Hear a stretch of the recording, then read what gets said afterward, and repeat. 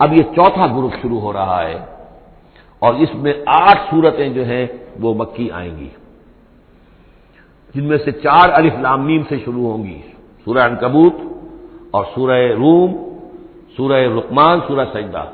اور 4 جو ہیں یہ مختلف، ایک تو بغیر کسی حروف مقطعات کی ہے، یہ سورۃ الفرقان یہ پہلی ہے، اور پھر 3 جو ہیں ان کے اندر مختلف جو ہیں آئیں گے اور حروف مقطعات۔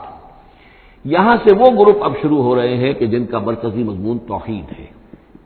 اس لیے کہ اگرچہ ویسے یہ چوتھا گروپ شروع ہو رہا ہے، لیکن چونکہ مکی صورتوں کا تو یہ تیسرا ہی گروپ ہے۔ مکی پہلے گروپ کے اندر صرف سورہ فاتحہ ہے، وہ ویسے بھی مکی مدنی کی تقسیم سے بلند تر ہے،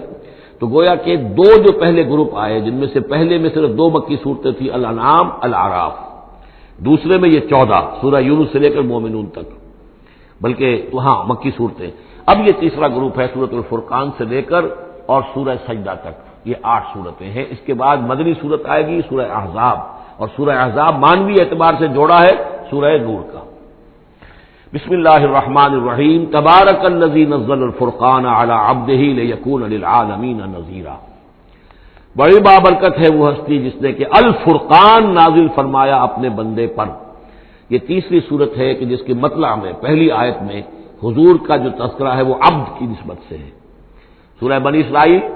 سبحان الذی اسری بعبدہ لیلا من المسجد الحرام الی المسجد الاقصی۔ سورہ کہف، الحمدللہ الذی انزل علی عبدہ الکتاب، اور یہاں پر اب یہ تیسری صورت ہے تبارک الذی نزل الفرقان علی عبدہ لیکون للعالمین نذیرا، تاکہ ہو جائیں تمام جہان والوں کے لیے خبردار۔ اس قرآن کے ذریعے سے محمد الرسول اللہ کی رسالت ہے جو تا قیام قیامت جاری رہے گی۔ جس کو بھی قرآن پہنچ گیا، حضور کا انذار پہنچ گیا، وہ آیت یاد کر لیجئے سورہ انعام میں آئی تھی، قل اوحی الی ھذا القرآن لانذرکم بہ ومن بلغ، جس کو بھی قرآن پہنچ جائے۔ اب آگے پہنچانا امت کا کام ہے۔ الذی لہ ملک السماوات والارض، وہ کہ جس کے لیے ہے بادشاہی آسمانوں اور زمین کی، ولم یتخذ ولدا، یہ بہت مشابہ ہے سورہ بنی اسرائیل کی آخری آیت سے، اس نے کسی کو اپنی اولاد نہیں بنایا، ولم یکن لہ شریک فی الملک، اور نہ ہی اس کا کوئی ساجی ہے حکومت میں، حکومت کے اختیارات میں، حاکمیت میں، وخلق کل شیء، اور اسی نے ہر شے کو پیدا کیا، وہ خالق ہے تنہا، باقی سب مخلوق ہیں،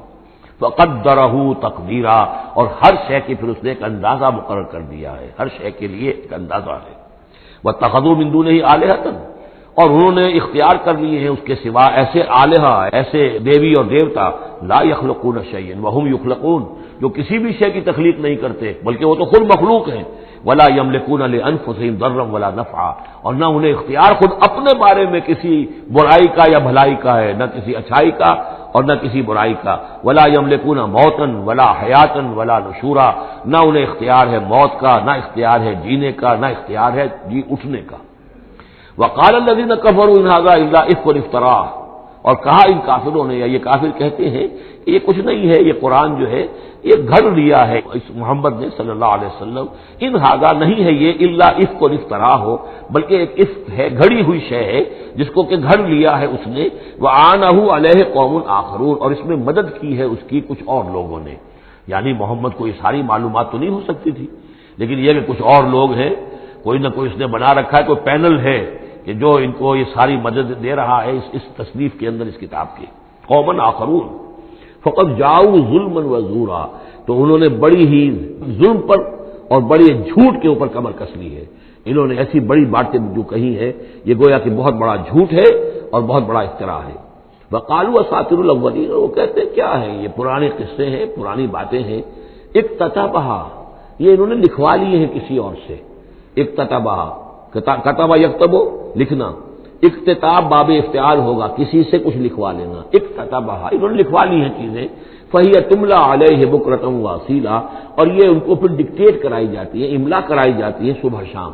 صبح شام کوئی آتا ہے، کوئی شخص ان کو بتاتا ہے، وہ پھر یہ یاد کر لیتے ہیں، اور صبح شام جو کچھ آتا ہے اس کو پھر آ کے ہمیں سناتے ہیں، دھونس جماتے ہیں کہ وہی آئی ہے۔ قل انزلہ الذی یعلم السر فی السماوات والارض، کہہ دیجئے اسے نازل کیا ہے اس ہستی نے جو جانتا ہے ہر چھپی ہوئی شے کو آسمانوں کی اور زمین کی، انہ کان غفورا رحیما، یقیناً وہ بخشنے والا اور رحیم ہے۔ وقالوا ما لهذا الرسول، اور وہ کہتے ہیں یہ کیسا رسول ہے، کیا ہوا اس رسول کو، کہتا ہے کہ میں رسول ہوں یاکل الطعام، لیکن کھانا کھاتا ہے، ویمشی فی الاسواق، اور سب بازاروں میں چلتا پھرتا ہے۔ کہیں کوئی چیز آپ خریدتے بھی ہوں گے اپنے گھر کے معاملات کے اندر، یا اس سے پہلے تو آپ کاروبار بھی کیا کرتے تھے، یہ بازاروں میں ہماری طرح چلتا پھرتا ہے، کھانا اس کو کھانے کی حاجت ہوتی ہے، یہ کیسے رسول ہو گیا؟ لولا انزل الیہ ملک، کیوں نہیں کوئی بھیجا گیا ان کی طرف کوئی فرشتہ ہوتا، اڑتا ہوا پروں کے ساتھ وہ نیچے آتا ان کے پاس اور وہ کہتا یہ اللہ کے رسول ہیں، فیکون معہ نذیرا، اور وہ ان کے ساتھ ہوتا، آگے آگے چلتا ان کے، ہٹو بچو جیسے چلتے ہیں یہ اللہ کے رسول آ رہے ہیں، اور وہ خبردار کرتا ہے لوگوں کو ان کے ساتھ مل کر۔ اور یلقی الیہ کنز، یہ وہی باتیں جو سورہ بنی اسرائیل میں آ چکی ہیں، یا ان کو دے دیا گیا ہوتا، ان پر ڈال دیا گیا ہوتا، آسمان سے گر پڑتا ان پر ایک خزانہ، اور تکون لک جنت یاکل منھا، یا پھر ان کے لیے ایک باغ بنا دیا جاتا ہے یہاں اس مکے کی سرزمین میں، وادی غیر ذی زرع میں، جس سے یہ بفراغت کھاتے اطمینان سے، ان میں سے میوے ان کو ملتے۔ وقال الظالمون ان تتبعون الا رجلا مسحورا، اور کہا ان ظالموں نے کہ تم لوگ نہیں پیروی کر رہے ہو، نہیں ان کی باتوں پر دھیان دے رہے ہو، ان لوگ کے جو ہیں صرف ایک سحر زدہ شخص ہے، ان پر تو کچھ جادو ہو گیا ہے، یا کوئی آسیب ان پر آ گیا ہے، تاکہ ان کو یہ نظر آتا ہے کہ کوئی آیا ہے فرشتہ، حقیقت میں کوئی نہیں ہوتا، یہ سحر زدہ شخص ہے۔ انظر کیف ضربوا لک الامثال، اے نبی دیکھیے یہ کیسی مثالیں آپ کے لیے بیان کر رہے ہیں، فضلوا، تو وہ بھٹک گئے ہیں، گمراہ ہو گئے ہیں، فلا یستطیعون سبیلا، اور اب ان کے لیے ممکن نہیں ہے کہ سیدھے راستے پر آئیں، اس لیے کہ اب یہ اس پر اڑ جائیں گے، ضد کریں گے۔ یہ میں آپ کو بتا چکا ہوں، یہ جو دو گروپ اب آ رہے ہیں جو ہم پڑھ رہے ہیں، جن میں سے یہ پہلا گروپ ہے جس کی پہلی صورت ہے، یہ درمیانی 4 سالوں کی صورتیں ہیں، 12 برس ہیں مکی دور کے۔ پہلے 4 سال کی صورتیں بالعموم وہ ہیں جو سورہ قاف سے آگے ہیں، 2 گروپ ہیں وہ آخر میں، منزل 1 ہے، سورہ قاف سے آگے منزل 1 ہے، گروپ 2 ہیں مکی مدنی صورتوں کے، وہ ہیں جو ابتدائی 4 سال کے ہیں۔ یہ 2 ہیں کہ جو درمیانی 4 سالوں کے، جو ہم پڑھ چکے ہیں 16 صورتیں، 2 انعام و اعراف اور 14 سورہ یونس سے لے کر مومنون تک، یہ ہے آخری 4 سالوں کی، تو یہ درمیانی 4 سال ہے۔ تبارک الذی ان شاء جعل لک خیرا من ذلک، بڑی بابرکت ہے وہ ہستی ہے نبی، اگر وہ چاہے تو جو چیزیں یہ کہہ رہے ہیں اس سے کہیں زیادہ بہتر چیزیں آپ کے لیے ابھی فراہم کر دی جائیں۔ یہ تو بڑا زور لگا لگا کر کچھ چیزیں کہہ رہے ہیں، ہم ان سے کہیں زیادہ بہتر چیزیں آنے واحد میں آپ کے لیے پیدا کر سکتے ہیں۔ تبارک الذی ان شاء جعل لک خیرا من ذلک جنات تجری من تحتها الانہار، ایسے باغات، ایک باغ نہیں باغات کے سلسلے پیدا کر دیں جن کے نیچے نہریں بہتی ہوں گی، ویجعل لک قصورا، اور آپ کے لیے ایک نہیں کئی قصر، کئی محل ہم تعبیر فرما دیں۔ لیکن یہ کہ بل کذبوا بالساعہ، اصل میں یہ انکاری ہے آخرت کے، یہ انکاری ہے قیامت کے، یہ انکاری ہے بعد الموت کے۔ واعتدنا لمن کذب بالساعۃ سعیرا، اور جنہوں نے قیامت کا انکار کیا ہے، بعد الموت کا انکار کیا، ان کے لیے ہم نے ایک جہنم کا، آگ کا عذاب تیار کر رکھا ہے۔ اذا رأتهم من مکان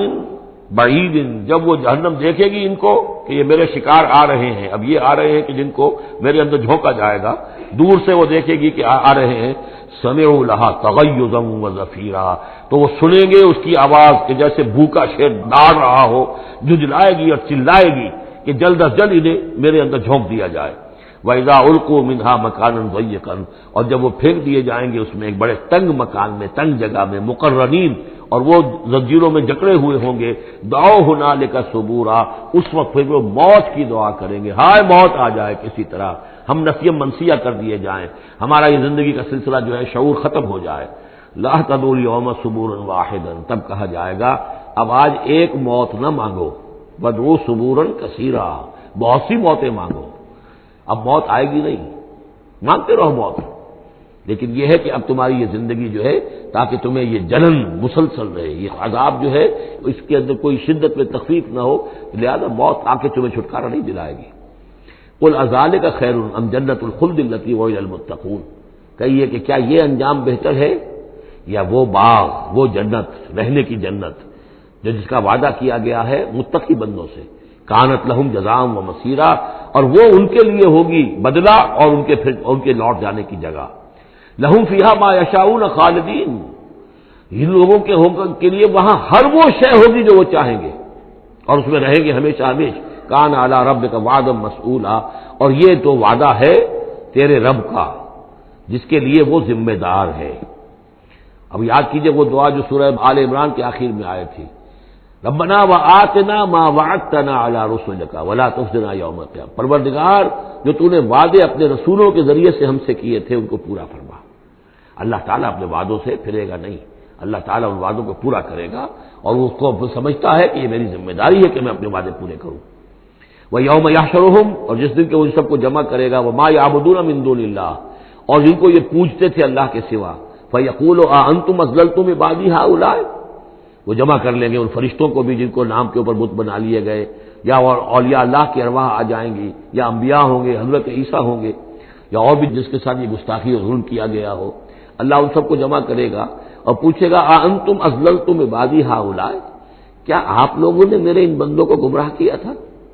اب ہم ضلوا السبیل، یا وہ خود ہی گمراہ ہو گئے تھے، سیدھے راستے سے بھٹک گئے تھے۔ قالوا سبحانک ما کان ینبغی لنا ان نتخذ من دونک من اولیاء، وہ کہیں گے اللہ تو پاک ہے اس سے، اور یہ تو ہمارے لیے تو یہ سرے سے ممکن ہی نہیں، ہمارے لیے یہ کسی طرح روا ہی نہیں تھا کہ ہم تیرے سوا کسی کو اپنے ولی بنا لیں، ہم نے ان لوگوں کو ولی قرار نہیں بنایا۔ ولکن متعتہم وآباءہم، یعنی یہ کہ جیسے ولایت باہمی ہے، اللہ اہل ایمان کا ولی اور مومن اللہ کے ولی، اللہ ولی الذین آمنوا یخرجہم من الظلمات الی النور، اور الا ان اولیاء اللہ لا خوف علیہم ولا هم یحزنون، تو یہی رشتہ ہونا چاہیے تھا ان معبودوں کے ساتھ اگر وہ برحق ہوتے، کہ وہ اس کے ولی ہوتے اور وہ ان کے ولی ہوتے، لیکن فرمایا کہ یہ ہو ہی نہیں سکتا کہ ہم ان سے کوئی رشتہ استوار کرتے۔ ما کان لنا ما کان ینبغی لنا ان نتخذ من دونک من اولیاء ولکن متعتہم وآباءہم، لیکن اے اللہ آپ نے ان کو سامان دیا، ساز و سامان انہیں اور ان کے آباء و اجداد کو، اور ان کو فراوانی دی، دولت دی، حیثیت دی، حتیٰ نسوا ذکر، یہاں تک کہ وہ ذکر کو بھول گئے، یاد دہانی کو بھول گئے، ہدایت کو بھول گئے جو ان کو دی گئی تھی۔ وَكَانُوا قَوْمًا بُورًا، اور یقیناً یہ بڑے تباہ ہونے والے لوگ تھے۔ فقط کذبوکم، اب اللہ کہے گا ان لوگوں سے دیکھو بھائی تمہارے جو معبود جن کو تم سمجھتے تھے انہوں نے تو تمہیں جھٹلا دیا، بما تقولون، جو تم کہہ رہے ہو تمہاری بات انہوں نے رد کر دی۔ فلا تستطيعون صرفا ولا نصرا، تو اب نہ تم لوٹا سکتے ہو اس بات کو اور نہ ہی کوئی مدد ہو سکتی ہے۔ ومن يظلم منكم نذقه عذابا كبيرا، اور جو کوئی بھی تم میں سے گنہگار ہے اب تو اسے بہت بڑا عذاب مل کر رہے گا۔ وما ارسلنا قبلك من المرسلين الا انهم لا ياكلون الطعام، اور اے نبی آپ پہ یہ اعتراض کر رہے ہیں کہ یہ کیسے نبی ہے کھانا کھاتے ہیں، ہم نے نہیں بھیجا آپ سے پہلے مرسلین کو، رسولوں کو، الا انهم لا ياكلون الطعام، مگر یہ کہ وہ کھانا کھاتے تھے، وہ يمشون في الاسواق، وہ بھی بازاروں میں چلتے پھرتے تھے۔ وجعلنا بعضک لبعض فتنہ، ہم نے ایک کو بعض لوگوں کو بعض کے لیے فتنہ بنا دیا ہے، آزما رہے ہیں۔ اتصبرون، تو اے مسلمانوں اب تم ثابت قدم رہو، صبر کرو۔ وکان ربک بصیرا، اور یقیناً آپ کا پروردگار دیکھ رہا ہے۔ وقال الذين لا يرجون لقاءنا لولا انزل علينا الملائكة او نرى ربنا لقد استكبروا في انفسهم وعتوا عتوا كبيرا صدق اللہ العظیم۔ سورہ فرقان میں پھر وہی مضمون آ گیا ہے کہ مشرکین مکہ کی طرف سے وہ ایک ہی مطالبہ تھا کہ جو دہرا دہرا کر بار بار سامنے آ رہا تھا کہ کوئی حصی معجزہ دکھایا جائے، کوئی ایسی چیز جس سے کہ بالکل واشگاف ہو جائے، واقعتاً ہم پر عیاں ہو جائے کھل کر کہ واقعی آپ اللہ کے رسول ہیں۔ وقال الذین لا یرجون لقاءنا، اور کہا ان لوگوں نے، یا کہتے ہیں وہ لوگ جو ہماری ملاقات کے امیدوار نہیں ہیں،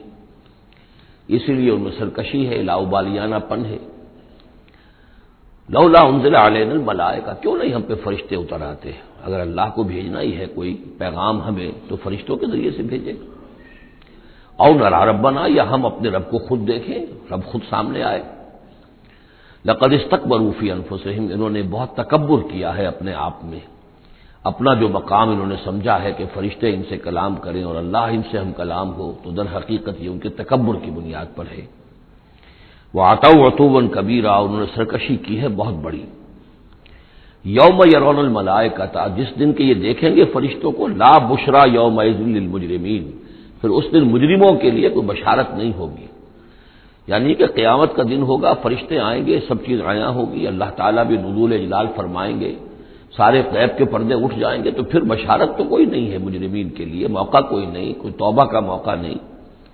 وَيَقُولُونَ حِجْرًا مَحْجُورًا،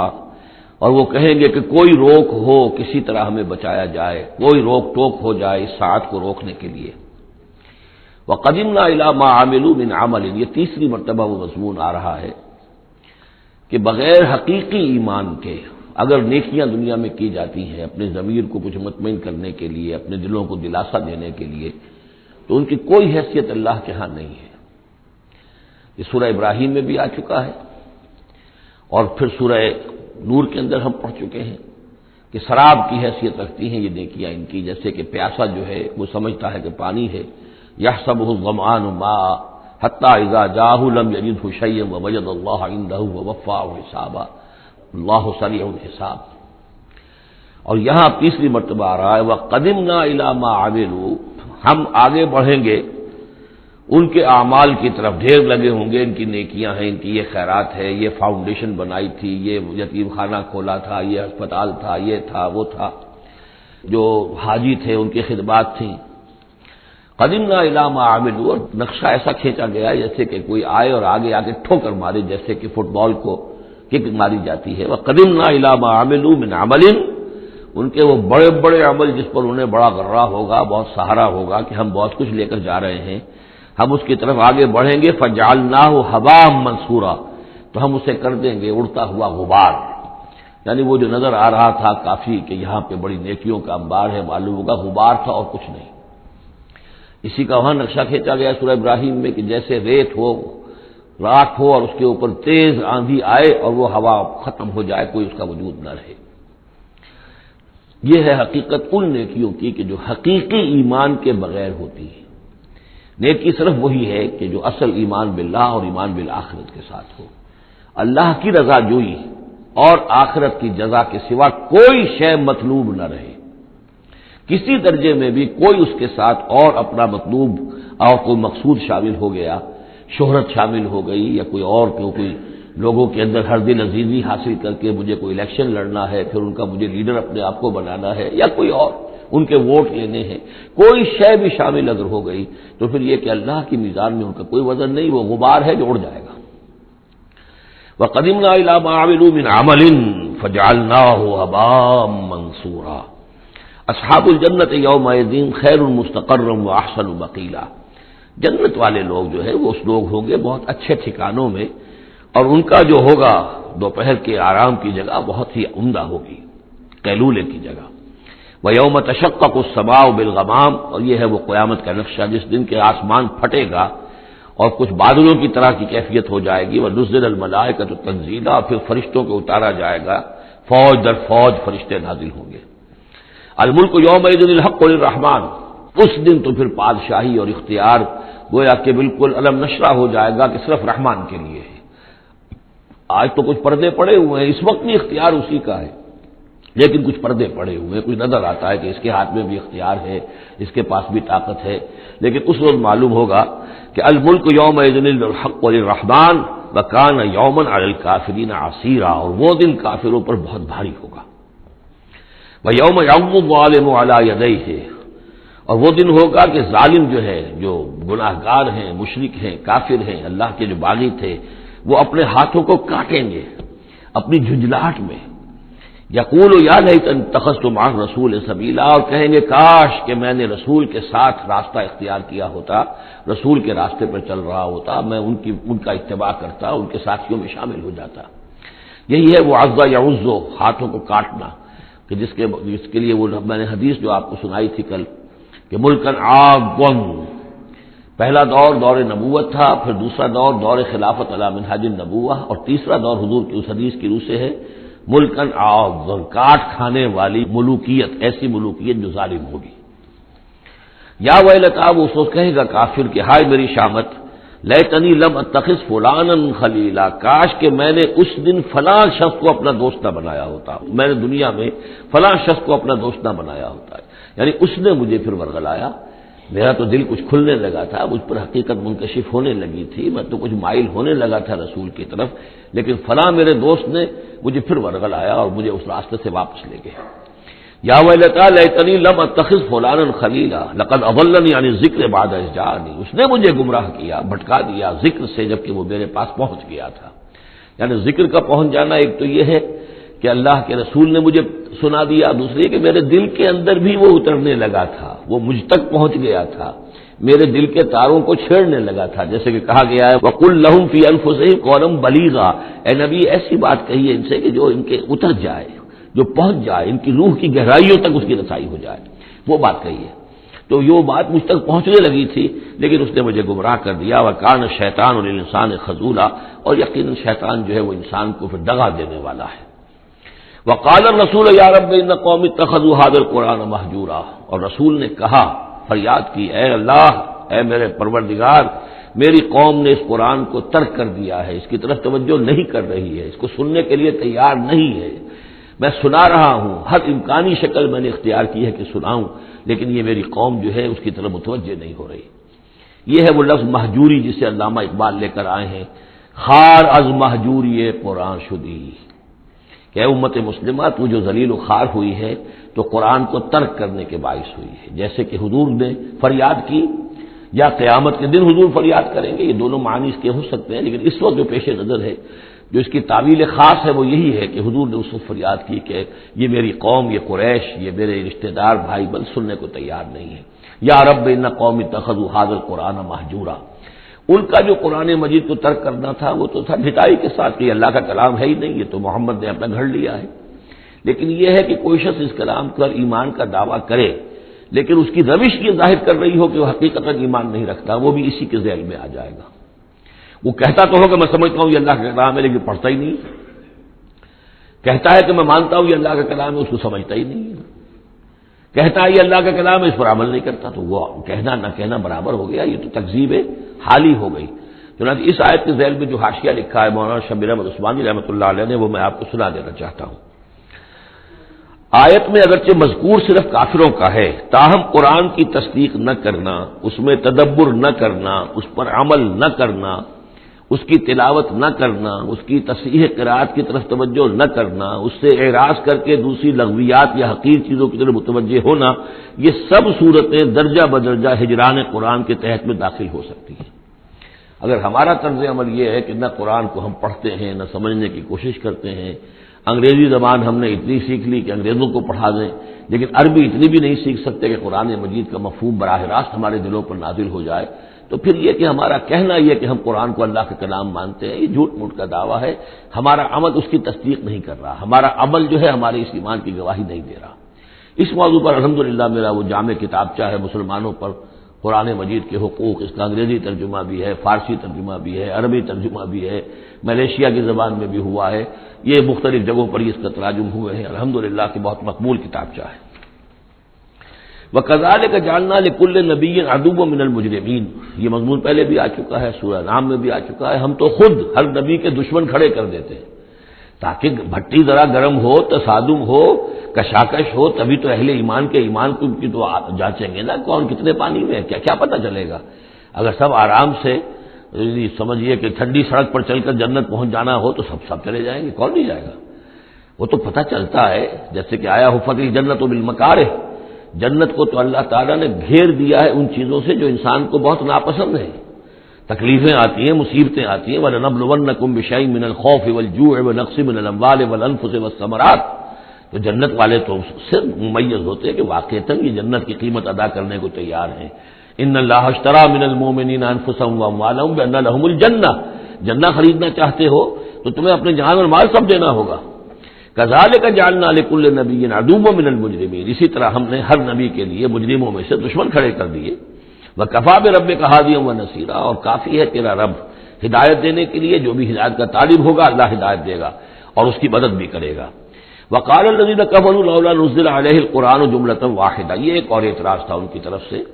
وہ انہوں نے کہا یہ کہ کیوں نہیں اتر گیا ان پر قرآن پورا کا پورا ایک ہی مرتبہ، یعنی اس میں اصل میں جو امپلائڈ ہے ان کا اعتراض وہ یہ تھا کہ جیسے تورات تھی وہ تو حضرت موسیٰ کو ایک دم ساری دے دی گئی لکھی ہوئی تختیوں کے اوپر، یہ جو حضور کہہ رہے ہیں صلی اللہ علیہ وسلم کہ مجھ پر یہ تھوڑا تھوڑا قرآن نازل ہو رہا ہے، تو اس میں مشابہت پیدا ہو گئی ظاہری طور پر کہ جیسے کوئی شاعر ہوتا ہے تو سارا دیوان ایک دن میں تو نہیں وہ لا سکتا، وہ تو تھوڑا تھوڑا ایک غزل کہے گا، قصیدہ کہے گا، پھر کچھ کوشش کرے گا، پھر کوئی اچھی کوئی اور نظم لائے گا، پھر وہ جمع ہو کر دیوان بنے گا۔ تو اس اعتبار سے ان کا یہ اعتراض تھا کہ کیوں نہیں قرآن پورا کا پورا ان پر نازل ہو جاتا۔ کذالک لنثبت بہ فؤادک، یہ ہم نے اس لیے کیا ہے محمد صلی اللہ علیہ وسلم کہ اس کے ذریعے سے آپ کا جی، آپ کا دل اس پر ٹھک جائے. ورتلناہ ترتیلا، یعنی یہ کہ حالات کی مناسبت کے ساتھ ساتھ یہ نازل ہو رہا ہے. اور یہ کہ صرف حضور کا نہیں بلکہ اہل ایمان پوری جماعت، اس لیے کہ بر وقت جب رہنمائی آتی تھی اور بر وقت جو حالات تھے اس وقت ان کے حوالے سے گفتگو ہوتی تھی تو انہیں تسکین حاصل ہوتی تھی، انہیں یہ حوصلہ ملتا تھا کہ آج جو کچھ ہمارے ساتھ ہو رہا ہے یہی نوح کے ساتھ، ہود کے ساتھ، صالح کے ساتھ ہو چکا ہے، اور بالآخر جو ہے اللہ تعالیٰ نے ان سب کو کامیاب کیا اور انہیں بچا لیا، اور باقی ان کے دشمن جو ہیں وہ ملیا بیٹ ہو گئے. تو اس سے ان کے دلوں کو سہارا ملتا ہے. وَلَا يَأْتُونَكَ بِمَثَلٍ إِلَّا جِئْنَاكَ بِالْحَقِّ، اور یہ کوئی بھی اعتراض آپ پر نہیں کریں گے، کوئی بھی مسئلہ آپ کے سامنے پیش نہیں کریں گے مگر یہ کہ ہم اس کے جواب میں حق لے آئیں گے آپ کے پاس، ان کو پورا جواب مل جائے گا. وَأَحْسَنَ تَفْسِيرًا، اور بہترین تشریح ہم کھول کر دیں گے. الذین یحشرون علی وجوہہم الی جہنم، وہ لوگ کہ جو اپنے منہ کے بل، اوندھے منہ جمع کیے جائیں گے جہنم کی طرف. اولئک شر مکانا واضل سبیلا، یہ لوگ ہوں گے کہ جو بہت ہی برے ہوں گے اپنے مقام اور مرتبے کے اعتبار سے، اور بہت ہی بھٹکے ہوئے ہوں گے سوا سبیل سے، سیدھے راستے سے. وَلَقَدْ آتَيْنَا مُوسَى الْكِتَابَ وَجَعَلْنَا مَعَهُ أَخَاهُ هَارُونَ وَزِيرًا، اور ہم نے موسیٰ کی کتاب دی تھی اور اس کے ساتھ ہم نے اس کے بھائی ہارون کو اس کا وزیر بنا دیا تھا، اس کا کام میں تعاون کرنے والا، اس کی ذمہ داریوں میں اس کا ہاتھ بٹانے والا، اس کے بوجھ اٹھانے میں اس کی مدد کرنے والا. فَقُلْنَا اذْهَبَا إِلَى الْقَوْمِ الَّذِينَ كَذَّبُوا بِآيَاتِنَا، تو ہم نے کہا کہ تم دونوں جاؤ اس قوم کی طرف جنہوں نے ہماری آیات کو جھٹلایا ہے. فَدَمَّرْنَاهُمْ تَدْمِيرًا، تو پھر ہم نے ان کو ہلاک کر دیا، برباد کر دیا، اکھاڑ کر پھینک دیا. یعنی یہی جو معاملہ ہوا آل فرعون کا کہ وہ غرق کر دیے گئے. وَقَوْمَ نُوحٍ لَمَّا كَذَّبُوا الرُّسُلَ، اسی طریقے سے قوم نوح کو بھی جب کہ انہوں نے رسولوں کی تکذیب کی، اغرقناہم، انہیں بھی ہم نے غرق کر دیا. وَجَعَلْنَاهُمْ لِلنَّاسِ آیَةً، اور انہیں ہم نے تمام نوع انسانی کے لیے ایک نشانی بنا دیا. وَأَعْتَدْنَا لِلظَّالِمِينَ عَذَابًا أَلِيمًا، اور ہم نے ظالموں کے لیے یہ دنیا کا جو عذاب استیصال تھا وہ تو نقد یہاں مل چکا ہے، اصل تو عذاب علیم آخرت کا ہے جو ان کے لیے تیار کر دیا گیا ہے. وعادا وثمود واصحاب الرس وقرون بین ذلک، اور یہی معاملہ ہوا قوم عاد کا، قوم سمود کا اور کنویں والوں کا. اس کے بارے میں کوئی زیادہ صراحت کے ساتھ کوئی ایک رائے نہیں ہے کہ یہ بھی کوئی ایک قوم تھی جس کے پاس رسول بھیجے گئے، ان کے رسول کا کیا نام تھا، وہ قوم کب اور کہاں تھی، اس کے بارے میں کوئی اتفاق رائے نہیں ہے. وقرون، لیکن یہ کہ معلوم ہوتا ہے کہ انہوں نے اپنے رسول کو کسی کنویں کے اندر بند کر دیا تھا، تو وہ رس کہتے ہیں کنویں والے. وقرون بین ذالک، اور پھر یہ کہ ان کے مابین اور بہت سی بھی قومیں اور نسلیں اٹھی. وکلا ضربنا لہ الامثال، اور ہم نے ان سب کے لیے اپنے اپنے وقت پر ہم نے دلیلیں دی، حقائق واضح کر دیے، تمثیلیں بیان کی. وکلا تبرنا تتبیرا، لیکن بالآخر ان کے انکار کی پاداش میں ان سب کو ہم نے غارت کر دیا. وَلَقَدْ أَتَوْا عَلَى الْقَرْيَةِ الَّتِي أُمْطِرَتْ مَطَرَ السَّوْءِ، اور یہ لوگ آتے جاتے ہیں اس بستی پر کہ جس پر بڑی بری بارش ہوئی تھی، یعنی یہی سدوم اور عمورہ کی بستیاں. افلم یکونوا یرونہا، تو کیا یہ اس کو دیکھتے نہیں ہیں؟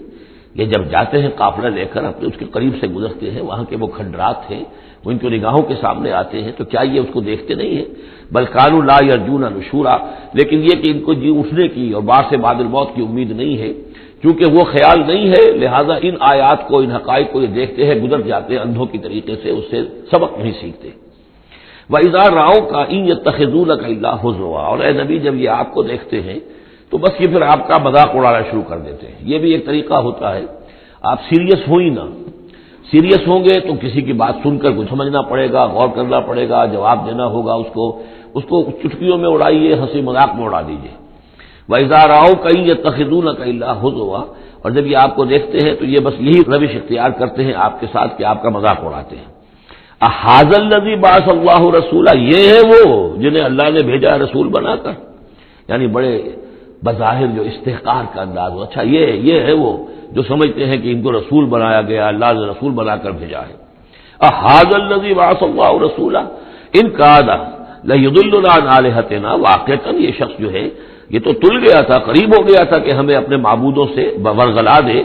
لولا ان صبرنا علیہا، اگر ہم اپنے معبودوں پر ثابت قدم نہ رہتے، صابر نہ رہتے، جمع نہ رہتے، اگر ہم نے ان کے ساتھ وفاداری کا رشتہ جو ہے، وفاداری بشرط استواری عین ایمان ہے، اگر ہم نے اس وفاداری کا رشتہ اپنے معبودوں کے ساتھ استوار نہ کیا ہوتا تو اس شخص نے تو واقعی ہمیں برگشتہ کر دیا تھا.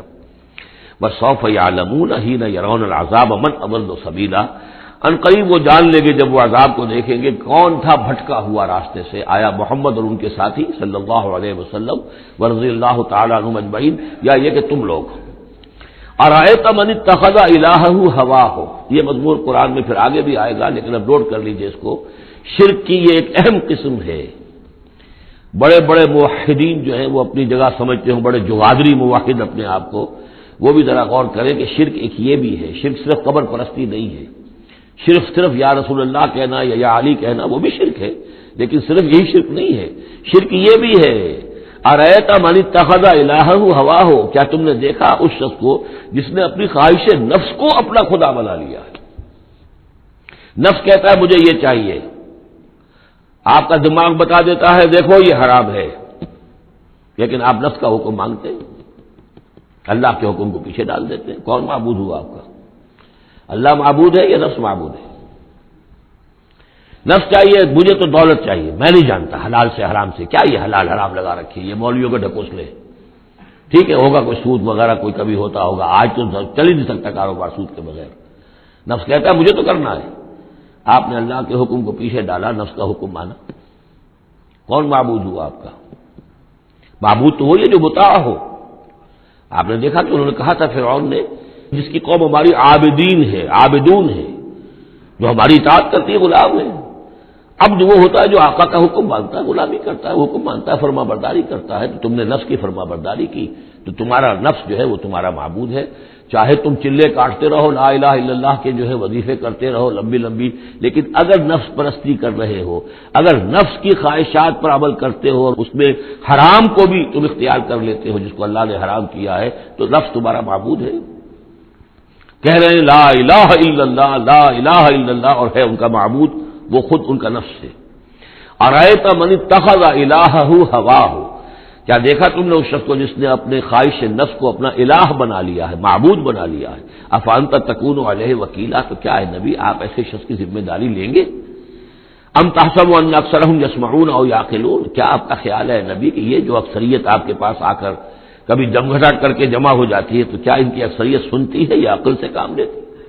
یہ سنتے سناتے نہیں ہیں، یہ صرف اپنے عوام کو دھوکہ دینے کے لیے آتے ہیں کہ ہم تو گئے تھے جی سننے کے لیے، ہمیں کوئی بات ملی نہیں، آخر کو بات ہوتی تو مانتے نا، بات کوئی تھی نہیں۔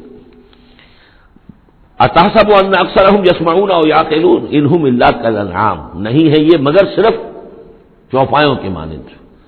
بل ہم اضل سبیلا، بلکہ ان سے بھی گئے گزرے ہیں۔ چوپایوں کو تو اللہ نے وہ چیزیں دی نہیں تھی جو ان کو دی ہے، وہ عقل دی نہیں تھی جو ان کو دی ہے، لیکن یہ کہ یہ ان سے بھی گئے گزرے ہیں۔ الم تر الی ربک کیف مد الظل، کیا تم نے دیکھا نہیں اپنے رب کی طرف کہ کیسے اس نے تاریکی کو پھیلا دیا؟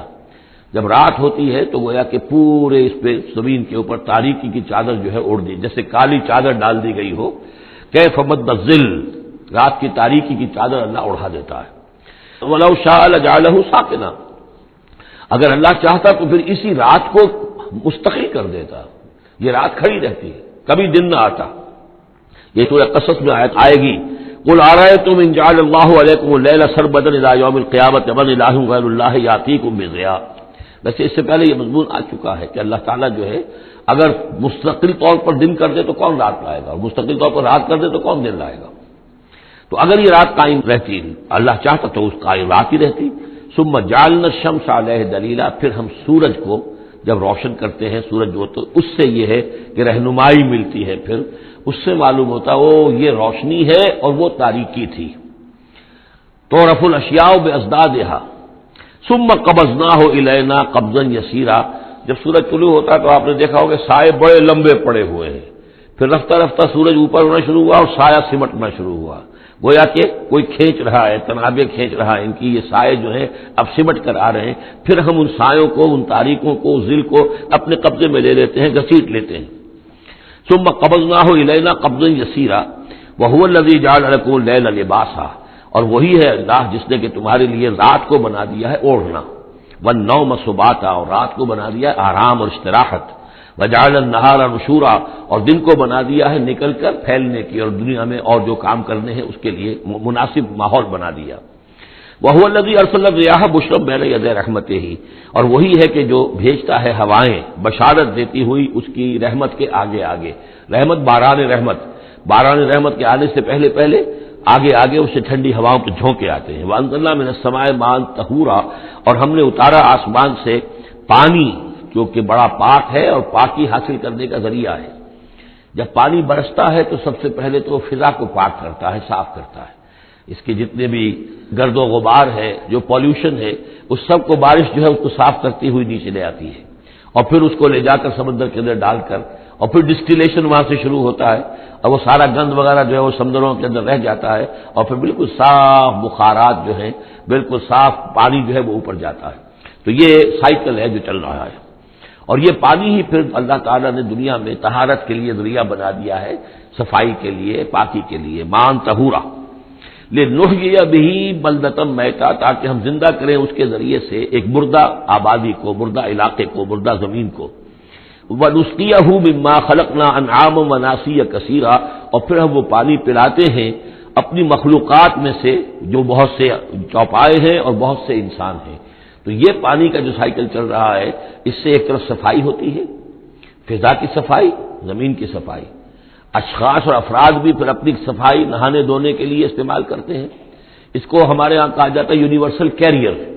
پانی کہیں کنزیوم نہیں ہوتا باڈی کے اندر، یہ جسم کے اندر یہ وہاں بھی ایک سرکولیشن کا ذریعہ بنا ہوا ہے، خون کو سرکولیٹ کرنے کا، اور اسی کے ذریعے سے جو بھی وہ چیزیں ہیں کہ جو میٹابولزم کے جو نتائج ہیں کہ جن کو نکالنا جسم سے ہوتا ہے، وہ کہیں گردے کے ذریعے سے، کہیں وہ پھیپھڑوں کے ذریعے سے وہ چیزیں نکلتی ہیں۔ تو در حقیقت یہ پانی کا کام صفائی ہے، ہمارے جسم کے اندر بھی یہ صفائی کا کام کرتا ہے۔ وَلَقَدْ صَرَّفْنَا بَيْنَهُمْ لِيَذَّكَّرُوا، اور اس کو ہم نے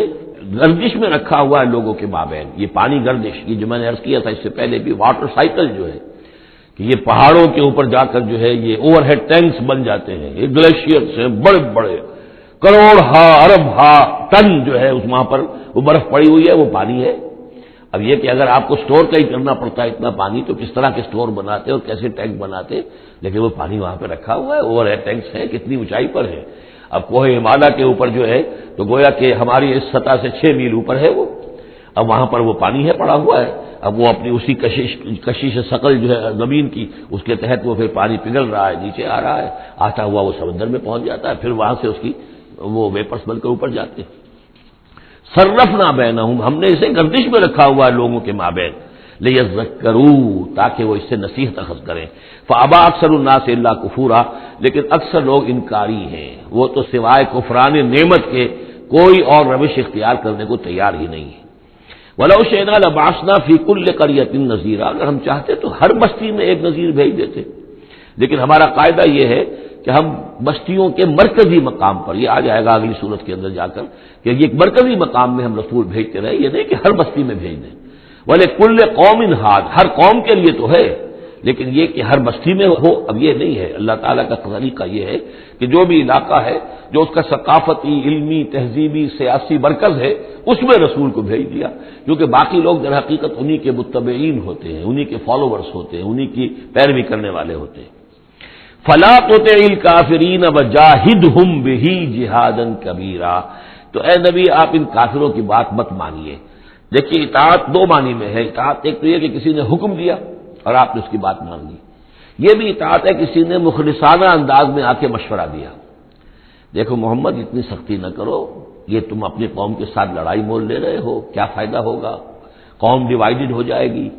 اور سوچ لو ہمارے جو قبیلے کی کوئی اگر عرب کے اندر کوئی دھاک بیٹھی ہوئی ہے تو اس لیے کہ ہمارا قبیلہ مجتمع ہے، اب اس طریقے سے تم نے جو معاملہ کر دیا، بھائی کو بھائی سے کٹوا دیا اور والدین سے بیٹوں کو جدا کر دیا، تو اس کا کیا معاملہ، اس سے بہتر ہے صلح جوئی ہونی چاہیے، اور مل جل کر کوئی بات کیجیے ایسی کہ جس سے صلح ہو جائے، کچھ آپ اپنی منوا لیں، کچھ ان کی مان لیں۔ اس قسم کا باقاعدہ کردار جو ولید بن مغیرہ کا کردار یہی تھا، اور وہ یہی چاہتا تھا کہ کسی طریقے سے یہ تصادم ختم ہو اور کسی ٹرمز کے اوپر کو مصالحت ہو جائے۔ تو بار بار جو کہا جاتا ہے فلا تطع الکافرین، تو کیا مانی، حضور کون سے کافر کی اطاعت کرنے کے لیے آمادہ تھے؟ لیکن ایسی بات ایسی ہوتی ہے کہ جس کے بارے میں کسی وقت جب کہ آدمی کسی شدید دباؤ میں ہو تو بربنائے طبع بشری ہو سکتا ہے کہ طبیعت جو ہے کچھ اس کی بات سننے کی طرف تو مائل ہو ہی جائے، جیسا کہ ہم سورہ بنی اسرائیل میں پڑھ چکے ہیں، وَإِن كَادُوا لَيَفْتِنُونَكَ عَنِ الَّذِي أَوْحَيْنَا إِلَيْكَ لِتَفْتَرِيَ عَلَيْنَا غَيْرَهُ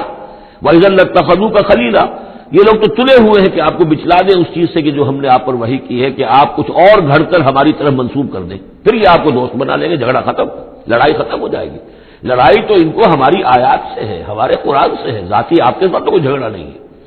لیکن یہ کہ فرمایا وَلَوْلَا أَن ثَبَّتْنَاكَ لَقَدْ كِدتَّ تَرْكَنُ إِلَيْهِمْ شَيْئًا قَلِيلًا، اور اگر ہم نے ہی آپ کو جمائے نہ رکھا ہوتا تو اے محمد صلی اللہ علیہ وسلم عین ممکن تھا کہ آپ کچھ نہ کچھ ان کی طرف جھک ہی جاتے۔ تو یہ جو دباؤ تھا شریر کو، اس کا اندازہ کیجئے اس سے۔ تو فرمایا جا رہا فَلَا تُطِعِ الْكَافِرِينَ، آپ ان کی باتیں بھی بس سنیں، اس قسم کی کسی بات کے لیے آپ جس کو کہتے ہیں ٹو لینڈ این ایئر، کہ آپ اپنا کان اس کو دیں کہ وہ آپ کے کان میں آ کر یہ بات کر دیں، یہ بھی نہ کریں، آپ اس کی بھی آپ اس کا موقع نہ دیں۔ وَجَاهِدْهُمْ بِهِ جِهَادًا كَبِيرًا، اور آپ ان کے ساتھ اس قرآن کے ساتھ جہاد کیجئے، یہ قرآن تلوار ہے، اس کے ساتھ جہاد کیجئے اور بڑا جہاد کیجئے۔ یعنی مکے میں جو جہاد ہو رہا تھا 12 برس تک جو ہوا ہے، وہ تلوار والا جہاد نہیں تھا، وہ قتال نہیں تھا، وہ جہاد بالقرآن تھا۔ یہ بہت اہم موضوع ہے جس پہ میری تقریر موجود ہے، کتابچہ موجود ہے، بلکہ 2 ہے، جہاد بالقرآن اور پھر جہاد بالقرآن کے 5 محاذ۔ آج بھی ہمارے ہاں جو بھی قومی مسائل ہیں، ملکی مسائل ہیں، ہمارے اس وقت اجتماعی مسائل ہیں، واقعہ یہ ہے کہ ان کے لیے 5 محاذ ہیں جن پر کہ قرآن مجید کی شمشیر ہاتھ میں لے کر جہاد کرنے کی ضرورت ہے۔ اب اس وقت ظاہر بات ہے کہ اس کا موقع نہیں ہے، لیکن یہ کہ اس اعتبار سے کہ ایک انقلابی جد و جہد، اللہ کے دین کو قائم کرنے کی جد و جہد میں دعوت قرآن کے ذریعے سے، تربیت قرآن کے ذریعے سے، تزکیہ قرآن کے ذریعے سے، یہ ساری چیزیں ہم پڑھتے چلے آ رہے ہیں۔ تبشیر قرآن کے ذریعے، انذار قرآن کے ذریعے، تذکیر قرآن کے ذریعے، اور سینوں کے اندر کے جو روگ ہیں ان کا علاج قرآن سے، شفاء لما فی الصدور، نصیحت قرآن سے، یہ سارا قرآن سے۔ تو اس حوالے سے جاہدہم بہ جہادا کبیرا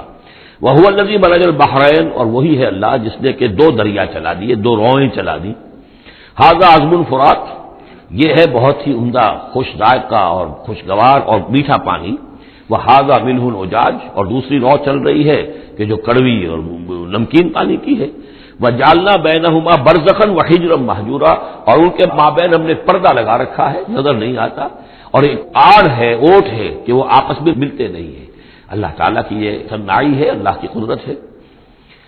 وَهُوَ الَّذِي خَلَقَ مِنَ الْمَاءِ بَشَرًا، اور وہی ہے جس نے پانی سے بنایا انسان، فَجَعَلَهُ نَسَبًا وَصِهْرًا۔ اب یہاں پانی سے مراد منی بھی ہو سکتی ہے کہ جس سے ظاہر بات ہے کہ جو انسان کی تخلیق کا معاملہ ہوتا ہے، جو مشاہدے میں ہے لوگوں کے، وہ تو یہی ہے کہ گندے پانی سے تخلیق کا آغاز ہوتا ہے۔ فَجَعَلَهُ نَسَبًا وَصِهْرًا، اور پھر اس کے لیے ایک تو یہ کہ اس کے آباء و اجداد ہیں، نسب ہے اس کی، اور ایک سحرن سسرالی رشتے، بیوی کے حوالے سے بھی۔ اب ظاہر بات ہے کہ جو ساس اور سسر ہے وہ بھی ایک طرح کے والد اور والدہ ہی ہے، یہ بھی گویا کہ اللہ تعالیٰ نے ان کو وہی رتبہ عطا کیا ہے، اور اس طریقے سے رشتے جڑتے چلے جاتے ہیں۔ ورنہ تو یہ ہوتا کہ ایک ہی خاندان کے رشتے جو ہیں وہ چلے جا رہے ہیں اور آئسولیٹڈ ہونے تھے خاندان، لیکن یہ کہ جب یہ رشتے ہوتے ہیں شادی بیاہ سے تو وہ خاندانوں کے مابین ناطے بن جاتے ہیں، رشتے ہیں اور ناطے ہیں، اور اس طریقے سے تانا بانا جو ہے اس میں نوع انسانی کو اللہ تعالیٰ نے بن رکھا ہے۔ فَجَعَلَهُ نَسَبًا وَصِهْرًا وَكَانَ رَبُّكَ قَدِيرًا، اور آپ کا رب جو ہے وہ سب قدرت رکھنے والا ہے۔ وَيَعْبُدُونَ مِن دُونِ اللَّهِ مَا لَا يَنفَعُهُمْ وَلَا يَضُرُّهُمْ، اور وہ بندگی کرتے ہیں، پرستش کرتے ہیں اللہ کے سوا ان کی جو نہ انہیں کوئی نفع پہنچا سکتے ہیں اور نہ نقصان۔ وَكَانَ الْكَافِرُ عَلَىٰ رَبِّهِ ظَهِيرًا، اور یہ کافر لوگ جو ہیں یہ اپنے رب کی طرف پیٹھ کیے ہوئے ہیں، انہوں نے ادھر تو پیٹھ کی ہوئی ہے، ادھر توجہ کرنی ہی نہیں۔ وَمَا أَرْسَلْنَاكَ إِلَّا مُبَشِّرًا وَنَذِيرًا، اور نہیں بھیجا ہم نے آپ کو مگر مبشر اور نذیر بنا کر، جو بھی حق کا راستہ اختیار کریں ان کو بشارت دیجیے، راح و ریحان و جنت النعیم، اللہ کی مغفرت اور رحمت کی بشارت، اور جو لوگ اس کو رد کر دیں، انکار کر دیں، ان کو خبردار کر دیجیے کہ پھر جہنم تمہارے لیے تیار ہے۔ قُلْ مَا أَسْأَلُكُمْ عَلَيْهِ مِنْ أَجْرٍ إِلَّا مَنْ شَاءَ أَنْ يَتَّخِذَ إِلَىٰ رَبِّهِ سَبِيلًا، ان سے کہہ دیجیے کہ میں نے تم سے آج تک کوئی اجرت نہیں مانگی، میں نے کبھی تم سے، میں جو تمہیں یا قرآن سناتا ہوں، یہ جو شاعر لوگ آتے ہیں قصیدے پڑھتے ہیں تو کچھ انعام چاہتے ہیں، یہ سامر جو آتے ہیں جو کہانیاں سناتے ہیں راتوں کو، سامرن بہی تہجرون جو ہے، تو اس کا معاملہ کیا، وہ بھی تم سے انعام، میں نے کبھی تم سے کوئی مانگا ہے؟ میں خلوص و اخلاص کے ساتھ تمہاری خیر خواہی میں یہ کام کر رہا ہوں۔ قل ما اسألکم علیہ من اجر الا من شاء ان یتخذ الی ربہ سبیلا، سوائے اس کے کہ میں یہ چاہتا ہوں کہ جو بھی تم میں سے چاہے، جسے بھی توفیق ہو جائے، وہ اپنے رب کی طرف راستہ اختیار کر لے، رب کے راستے پر آ جائے۔ گویا کہ میرا تو اگر کوئی اجر بھی ہے تو یہی ہے، مجھے اگر کوئی شے تمہاری طرف سے مطلوب ہے تو بس یہی مطلوب ہے کہ تم سیدھے راستے پر آ جاؤ، مجھے اور کچھ اپنی ذاتی کوئی منفعت، میری کوئی ذاتی غرض نہیں۔ وتوکل علی الحی الذی لا یموت، اور اے نبی آپ توکل کیے رکھیے اسی ہستی پر کہ جو الحی ہے، الحی القیوم، جو کہ زندہ ہے اور زندہ جاوید ہے، الذی لا یموت، جسے کبھی مرنا نہیں ہے، جس پر کبھی موت وارد نہیں ہوگی، وسبح بحمدہ، اور اس کی حمد کے ساتھ آپ تسبیح کیجئے، وکفی بہ بذنوب عبادہ خبیرا، اور اپنے بندوں کے گناہوں سے وہ کافی ہے باخبر ہونے کے اعتبار سے. یعنی آپ یہ نہ سمجھیے کہ یہ جو کچھ کر رہے ہیں یہ کہیں ایسا نہ ہو کہ ان کے معاملات جو ہیں کہ ریکارڈ نہ ہو رہے ہوں، انہیں بھرپور سزا نہ ملے. ان کا ایک ایک کرتوت ہمارے پاس ریکارڈ ہو رہے ہیں، اور ان کے تمام چیزیں جو ہیں ان کا ان کو بھرپور جواب دینا پڑے گا اور بھرپور بدلہ انہیں ملے گا. الذی خلق السماوات والارض وما بینہما فی ستۃ ایام، وہی کہ جس نے پیدا کیا آسمانوں اور زمین کو اور جو کچھ کہ ان کو مابین ہے 6 دنوں میں. ثم استوى علی العرش، پھر وہ متمکن ہو گیا عرش پر، تخت پر. الرحمن، وہ رحمان ہے. فاسأل بہ خبیرا، تو ذرا پوچھو، کوئی ہے کہ جو اس کی خبر رکھتا ہو، جو اس کے بارے میں معلومات رکھتا ہو، ان سب سے پوچھو اس رحمان کی صفات کیا ہیں، اس رحمان کی شان کیا ہے. جاؤ تم تلاش کرو. یہ جو کبھی ہم پڑھا کرتے تھے ہائی اسکول میں ہمارے زمانے میں کہ مجھ کو ہے تیری جستجو، مجھ کو تیری تلاش ہے، خالق میرے کہاں ہے تو، مجھ کو تیری تلاش ہے. تو ایک ارج ہے انسان کے اندر، وہ محسوس کرتا ہے کہ کوئی ہے، کوئی تو ہے جس نے مجھے پیدا کیا ہے. اب میں کیسے تلاش کروں، کہاں ملوں، کہاں ملے گا، کیسے اسے بات ہو سکتی. فاسأل بہ خبیرا، تو جاؤ ایسے لوگوں کو تلاش کرو کہ جو اس کے ساتھ کچھ آشنائی رکھتے ہوں، جو جس کے جاننے والے ہوں، جس کی کوئی دوستی ہو، اور ان کی صحبت اختیار کرو. کونوا مع الصادقین، تو یقیناً تمہیں جو ہے اللہ تعالیٰ کی معرفت حاصل ہوگی. وَإِذَا قِيلَ لَهُمُ اسْجُدُوا لِلرَّحْمَٰنِ، اور جب ان سے کہا جاتا ہے کہ سجدہ کرو رحمان کو، قالوا ابر رحمان، کیونکہ یہ رحمان کے لفظ سے بدکتے تھے، یہ صرف اللہ کا لفظ استعمال کرنا چاہتے تھے. رحمان جو ہے، یہ جو مشرکین مکہ تھے یہ کہتے تھے یہ نام تم کہاں سے لے آئے ہو، یہ ہمارے لیے قابل قبول نہیں ہے. قالوا ابر رحمان، ان کا یہ رحمان کون ہے. انسجد لما تأمرنا، کیا ہم سجدہ اسے کریں جس کا تم ہمیں حکم دے رہے ہو. اس میں ہے وہ شقاق جو ہوتی ہے زدم زدہ. ٹھیک ہے، تمہارے کہہ رہے تو ہم یہ نہیں کریں گے، مطلب یہ کہ چاہے تو تم بات کہہ رہے ہو حق ہے، لیکن یہ کہ چونکہ تم کہہ رہے ہو اس لیے ہم نہیں کریں گے. اس کا تو مطلب یہ ہوگا کہ ہم نے تمہاری بات مان لی اور تم جیت گئے. انسجد لما تأمرنا، کیا اس کو ہم پوجیں گے جس کا کہ آپ ہمیں حکم دے رہے. وزادہم نفورا، اور اس سے ان کے اندر نفرت اور بدکنا ہی بڑھ رہا ہے، فرار اور بھاگنا اور دوڑنا. سجدہ کر لیجیے. ٹھیک ہے. تبارک الذی، یہ جو آخری رکوع ہے سورہ مبارکہ کا، یہ ہمارے اس مطالعہ قرآن حکیم کے منتخب نصاب کا سجدہ تلاوت کے ضمن میں سورہ حجر کے آخر میں جو سجدہ آیا تھا، بعض حضرات نے اس کو اشارہ کیا تھا، وہ امام ابو حنیفہ کے نزدیک وہ آیت سجدہ نہیں ہے. امام شافعی کے نزدیک ہے، لیکن امام شافعی کے نزدیک جو سجدہ تلاوت ہے یہ واجب نہیں ہے، یہ آپشنل ہے. کوئی شخص کرنا چاہے تو کرے، نہ کرے تو اس پر گناہ نہیں ہے. جبکہ امام ابو حنیفہ کے نزدیک یہ واجب ہے، کرنا ضروری ہے. لیکن اس مقام پر امام ابو حنیفہ کے نزدیک سجدہ نہیں ہے. یہ میں عرض کر رہا تھا کہ یہ جو آخری رکوع ہے سورہ فرقان کا، یہ ہمارے اس مطالعہ قرآن حکیم کے منتخب نصاب کا ایک اہم درس ہے. اس کے میں نے عرض کیا تھا پہلا حصہ 4 بہت جامع اسباق پر مشتمل ہے. سورۃ العصر، آیت البر، 2 ہم اس میں سے پڑھ چکے ہیں. دوسرے حصے میں کچھ ایمان کے مباحث تھے، ایمان کی ماہیت، ایمان کی حقیقت. اس میں ہم سورہ آل عمران کے آخری رکوع کی آیات پڑھ چکے ہیں، سورہ فاتحہ پڑھ چکے ہیں، اور ابھی حال ہی میں سورہ نور میں یہ آیات نور جو ہیں، 5واں رکوع سورہ نور کا. تیسرا حصہ ہے اس کا عمل صالح کی تشریح پر. تو عمل صالح کے ضمن میں سب سے پہلے مرحلہ آتا ہے انفرادی شخصیت، انفرادی سیرت و کردار. اس کا سب سے پہلا سبق وہ تھا جو ہم پڑھ چکے ہیں سورہ مومنون کے شروع میں، وہ 11 آیات. تعمیر سیرت کی اساسات کیا ہیں، کن چیزوں پر، کن بنیادوں پر جو اللہ چاہتا ہے کہ ایک بندہ مومن کی سیرت جو ہے وہ تعمیر ہو، وہ کس اساسات پر ہوگی. تو قد افلح المؤمنون الذین هم فی صلاتهم خاشعون والذین هم عن اللغو معرضون والذین هم للزکاة فاعلون والذین هم لفروجهم حافظون الا علی ازواجهم او ما ملکت ایمانهم فانهم غیر ملومین فمن ابتغى وراء ذلك فاولئک هم العادون والذین هم لاماناتهم وعهدهم راعون والذین هم علی صلواتهم یحافظون اولئک هم الوارثون الذین یرثون الفردوس هم فیها خالدون. تو یہ تو گویا کہ اساسات ہیں. اب یہ کہ وہ پوری تعمیر شدہ شخصیت، میچور بندہ مومن، پوری تعمیر شدہ شخصیت، اس کے خد و خال کیا ہوں گے، وہ ہیں کہ جو اس رکوع میں آ رہے ہیں. ایک مچور بندہ مومن کی شخصیت جو ہے اس کے کیا خصائص ہیں، کیا اوصاف ہیں. لیکن اس سے پہلے دو آیات کے اندر ایمان کے ضمن میں جو قرآن مجید کا جو فطری طرز استدلال ہے اس کا خلاصہ آ گیا ہے. تبارک الذی جعل فی السماء بروجا، بہت بابرکت ہے وہ ذات جس نے کہ آسمان میں برج بنائے، وجعل فیہا سراجا وقمرا منیرا، اور اس میں رکھ دیا ایک چراغ اور چاند جو کہ روشن ہے. اب یہاں نوٹ کیجئے کہ سورج کو سراج کہا ہے. سورج میں چونکہ کمبسچن کا عمل تحریک، جل رہا ہے، اس کے اندر حرارت ہے، لہذا اس کو چراغ کہا ہے. اور قمر کو نور کہا ہے صرف، کیونکہ یہ ریفلیکشن ہے. قمر کے اندر کوئی جو ہے پروسیس کمبسشن کا نہیں ہے، کوئی اس کے اندر حرارت نہیں ہے، بلکہ وہ تو ٹھنڈی جگہ ہے. ایسے ہی جیسے کہ ہماری زمین کی سطح ہے ویسے ہی اب تو جا کر لوگ دیکھ بھی آئے ہیں اپنے قدموں تلے، یوں بھی سمجھیے کہ اس زمین کو روند بھی آئے ہیں، چاند کی زمین کو. تو یہ اس کا نور ہے، لیکن وہ نور ریفلیکٹڈ ہے. اور سراج جو ہے وہ ہے اصل میں سورج. وَهُوَ الَّذِي جَعَلَ اللَّيْلَ وَالنَّهَارَ خِلْفَةً، اور وہی ہے جس نے کہ دن اور رات کو بنا دیا ہے ایک دوسرے کے پیچھے لگا ہوا. لمن اراد ان یذکر، ان لوگوں کے لیے جو چاہیں نصیحت اخذ کرنا. اسی سے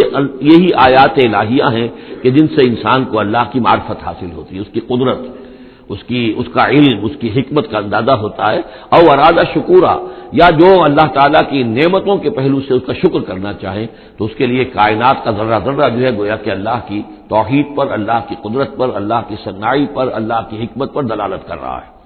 بس یہ دو آیتیں تو سمجھیے کہ ایمان کے ضمن میں تمہیدی آیتیں ہیں. اب وہ ایک نقشہ کھینچ رہے ہیں کہ اللہ کے عباد الرحمان، اللہ کے بندے، خاص اللہ کے بندے، اللہ کے چہیتے بندے، اللہ کے محبوب بندے کیسے ہوتے ہیں. اس کو پڑھیے اسی طریقے سے کہ دل میں ارادہ رکھیے، کم سے کم امنگ اور آرزو تو ہو کہ ہم بھی اللہ تعالی ہمیں توفیق دے کہ ہم ایسے ہی بننے کی کوشش کریں.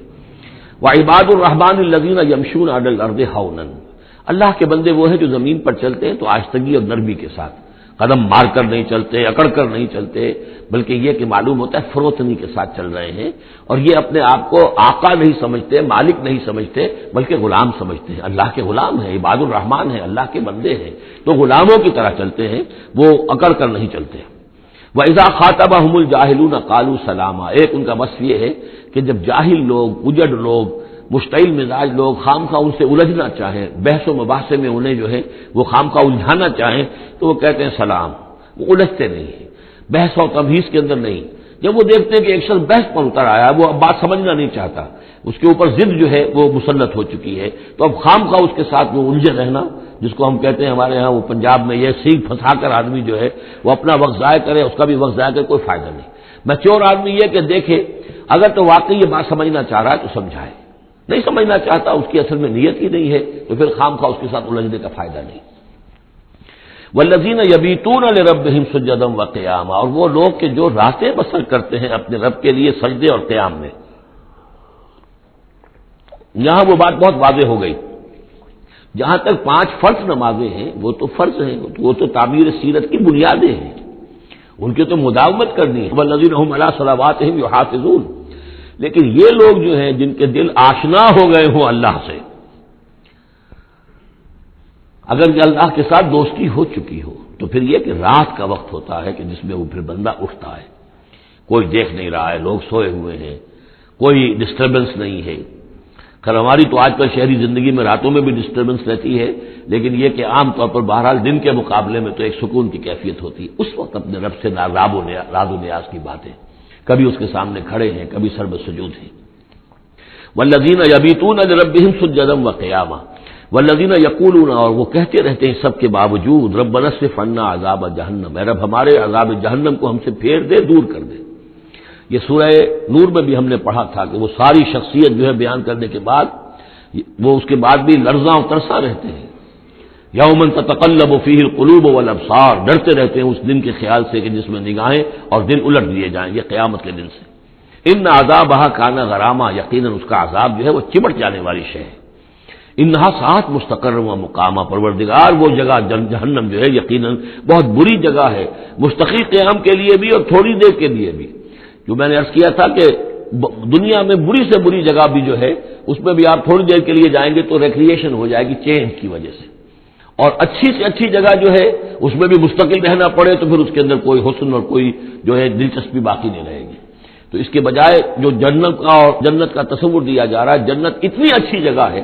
کہ مستقل طور پر رہنے کے باوجود اس کی دلچسپیوں میں، اس کی رعنائیوں میں کوئی کمی نہیں ہوگی. اور جہنم اتنی بری جگہ ہے کہ ایک لحظے کے لیے بھی کسی کا قدم وہاں گیا تو وہ اپنی پوری جو ہے سختی اس کے اوپر ظاہر کر دے گی. والذین اذا انفقوا لم یسرفوا ولم یقتروا وکان بین ذلک قواما، اور وہ لوگ کہ جو خرچ کرتے ہیں تو نہ تو وہ اسراف کرتے ہیں اور نہ ہی بخل سے کام لیتے ہیں، بلکہ اس کے بین اعتدال جو ہے واقعہ یہ ہے کہ دنیا کا مشکل ترین کام ہے، توازن اور اعتدال. ظاہر بات ہے یہ لوگ جو میچور ہیں، سمجھدار ہیں، اب ان کے ہاں یہ ہوگا کہ ان کے اس خرچ کرنے کے معاملے میں بھی اعتدال ہوگا. والذین لا یدعون مع اللہ الہا آخر، 3 کبیرہ گناہ وہ ہیں جیسا کہ ہم نے پڑھا ہے سورہ نساء میں بھی، ان تجتنبوا کبائر ما تنہون عنہ، تو بڑے بڑے گناہ وہ کون سے ہیں کہ جن سے اگر تم باز رہو تو باقی چھوٹے گناہ تو اللہ تعالیٰ جو ہے وہ معاف بھی کرتا رہے گا. اور ان میں سے سب سے بڑا تو 2 مرتبہ فرمایا شرک، اور شرک کے بعد پھر قتل ناحق اور پھر زنا. یہ 3 ہیں. قتل ناحق سے بھی در حقیقت تمدن کی جڑ کٹ جاتی ہے، اور زنا سے تمدن جو ہے وہ سڈاس بن جاتا ہے، پھر اس کے اندر گندگی ہو جاتی ہے. تو اس حوالے سے یہ 3 چیزیں یہاں بیان کی جا رہی ہیں. والذین لا یدعون مع اللہ الہا آخر، وہ لوگ کہ جو نہیں پکارتے اللہ کے ساتھ کسی اور معبود کو. ولا یقتلون النفس التي حرم اللہ الا بالحق، نہ ہی قتل کرتے ہیں کسی جان کو جس کو کہ اللہ نے محترم ٹھہرایا ہے مگر حق کے ساتھ. قتل کے بدلے قتل والا معاملہ ہے، یا مرتد کا قتل ہے، یا زانی شادی شدہ کا رجم ہے، جو بھی ہے. ولا یزنون، نہ وہ زنا کرتے ہیں. ومن یفعل ذلک یلقى اثاما، اور جو کوئی بھی یہ کام کرے گا وہ اس کی پاداش کو پکڑ کر اس کو جو ہے حاصل کر کے رہے گا، یعنی لازم اس کی سزا اس کو مل کر رہے گی. یلقى اثاما یضاعف له العذاب یوم القیامہ، قیامت کے دن اس کا عذاب دگنا کر دیا جائے گا. یہ آیت اس اعتبار سے بہت اہم ہے کہ منکرین حدیث نے بہت شور مچایا ہوا ہے کہ قرآن مجید میں کہیں عذاب قبر کا کوئی تذکرہ نہیں ہے. صراحتاً واقعتاً نہیں ہے، احادیث میں بہت تفصیل ہے، لیکن یہ کہ یہ مقام ایسا ہے کہ جس سے ثابت ہوتا ہے کہ قیامت کے دن سے پہلے بھی عذاب ہے. یضاعف له العذاب یوم القیامہ، دگنا کیا جائے گا ان کے لیے عذاب قیامت کے دن. اس کا مطلب ہے کہ عالم برزخ میں بھی ان کے لیے عذاب ہے. اور جو فرمایا گیا ہے کہ یہ جو قبر کا گڑھا ہے یا یہ جہنم کے گڑھوں میں سے ایک گڑھا ہے، اور یا جنت کے باغیچوں میں سے ایک باغیچہ ہے.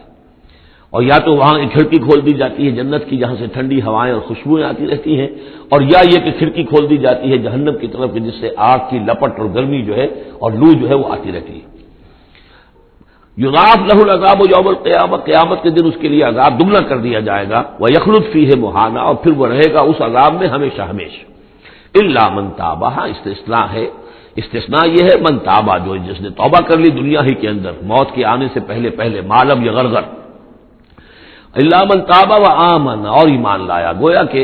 جو شخص اس قسم کے گناہوں میں مبتلا ہوتا ہے چاہے وہ قانوناً کافر نہ ہو، حقیقتاً وہ کافر ہو جاتا ہے، ایمان اس کے دل سے نکل جاتا ہے. لہذا توبہ گویا کہ اثر نو ایمان لانے کے مترادف ہے. الا من تابہ و آمن وعمل عملا صالحا، اور وہ پھر عمل کرے نیک. فاولئک یبدل اللہ سیئاتہم حسنات، تو ایسے لوگوں کی برائیوں کو اللہ تعالیٰ نیکیوں سے بدل دیتا ہے. اس کے دونوں معنی ہے کہ توبہ کے نتیجے میں ایک تو نامہ اعمال میں جو اندراج ہوا تھا برائی کا وہ صاف ہو جائے گا اور اس کی جگہ نیکی کا اندراج ہو جائے گا.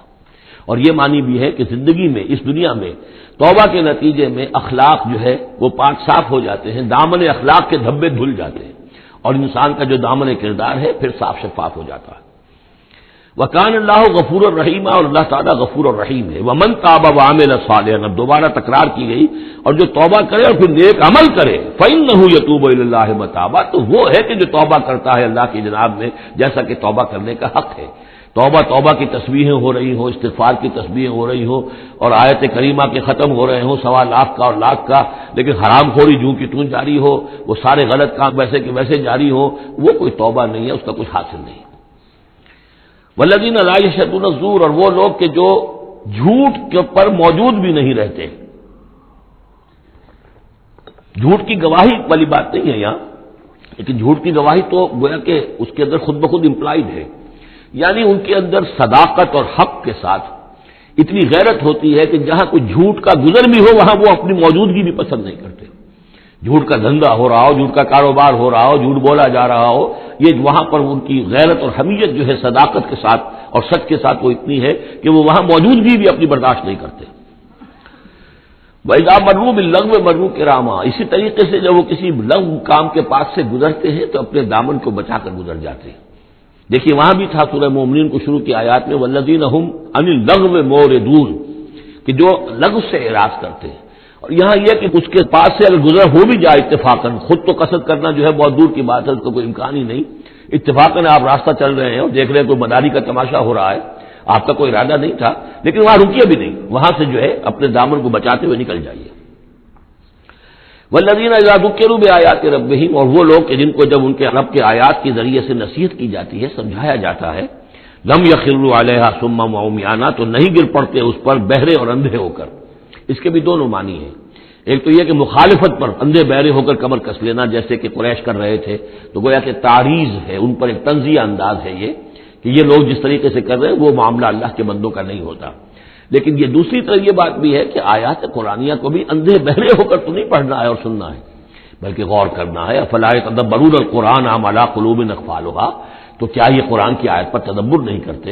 وتدبروا فیہ لعلکم تفلحون، تدبر کرو تب کہ تاکہ تم سمجھو۔ تو اس طریقے سے محض جو ہے وہ قرآن مجید کو بھی اندھے بہرے ہو کر جو ماننا جو ہے اس سے بھی بہرحال عباد الرحمن جن کی یہاں تعریف کی جا رہی ہے ان کے مرتبے سے فروتر ہے۔ والذین یقولون ربنا هب لنا من ازواجنا وذریاتنا قرۃ اعین، اور وہ لوگ جو کہتے ہیں کہ اے رب ہمارے، ہمیں اپنی بیویوں اور ہماری اولاد کی طرف سے آنکھوں کی ٹھنڈک عطا فرما، یعنی یہ کہ جس راستے پر ہم چل رہے ہیں ہماری اولاد ہمارے گھر والے بھی اسی راستے پر چلیں تاکہ ہماری آنکھیں ٹھنڈی ہو۔ ایسا نہ ہو کہ میں تو اللہ کے دین کے راستے کی طرف چلنے کی کوشش کر رہا ہوں اور اولاد کسی اور طرف کو دور لگا رہی ہے، تو ایک کشاکش ہے۔ پھر یہ جو صورتحال جو ہے فرکشن گھر کے اندر پیدا ہوتی ہے، تو اللہ تو ہمیں ہمارے گھر والوں سے آنکھوں کی ٹھنڈک عطا فرما، اور آنکھوں کی ٹھنڈک ظاہر بات ہے عباد الرحمن کی کن چیزوں میں ہوگی کہ وہ بھی اللہ کے بندے بنے، اللہ کی بندگی کے راستے کو اختیار کریں۔ وَاجْعَلْنَا لِلْمُتَّقِينَ إِمَامًا، اور ہمیں متقیوں کا امام بنا۔ اس کا یہ مطلب نہیں ہے کہ امامت کی طلب ہے، بلکہ یہ کہ ہم خود امام ہیں،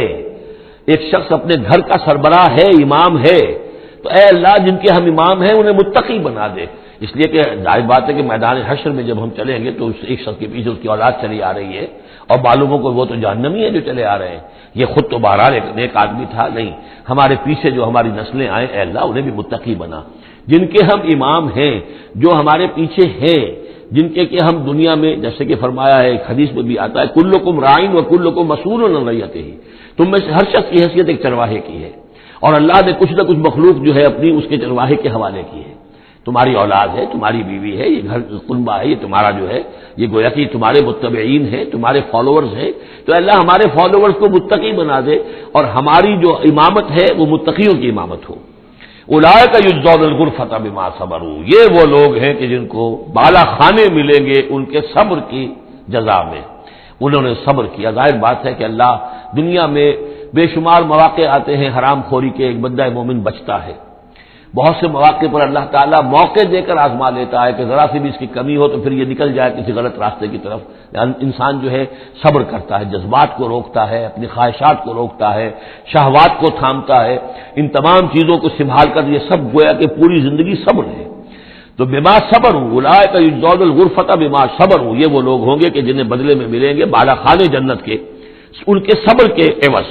وَيُلَقَّوْنَ فِيهَا، ان کا استقبال کیا جائے گا وہاں جنت میں ان بالا خانوں میں، تحیۃ و سلاما، سلام کے ساتھ اور دعاؤں کے ساتھ۔ خالدین فیہا، وہ رہیں گے اس میں ہمیشہ ہمیش۔ حسنت مستقرا و مقاما، بہت ہی عمدہ ہے وہ جگہ، مستقر کے طور پر بھی، مستقل قیامگاہ کے طور پر بھی، اور مقامہ تھوڑی دیر کے لیے بھی۔ تو یہ وہ ایک کنٹراسٹ ہے، جہنم کو فرمایا ساعت مستقرا و مقاما، اور جنت حسنت مستقرا و مقاما۔ قل ما یعبأ بکم ربی، اے نبی ان سے کہہ دیجئے میرے رب کو تمہاری کوئی پرواہ نہیں ہے، یہ نہ سمجھو کہ میں تمہارے پیچھے اپنے آپ کو ہلکان کر رہا ہوں، تو میرے رب کو کوئی تمہاری ضرورت ہے؟ میرے رب کی کوئی ضرورت اٹکی ہوئی ہے تمہارے بغیر، وہ بات پوری نہیں ہوگی؟ یہ چھپر تم ہی اٹھاؤ گے تو اٹھے گا ورنہ اٹھ نہیں سکتا، یہ نہ سمجھو۔ قل ما یعبأ بکم ربی لولا دعاؤکم، اگر نہ ہوتا تمہیں پکارنا۔ اللہ نے یہ بات اپنے ذمے لی ہوئی ہے کہ تمہیں خبردار کر دیا جائے،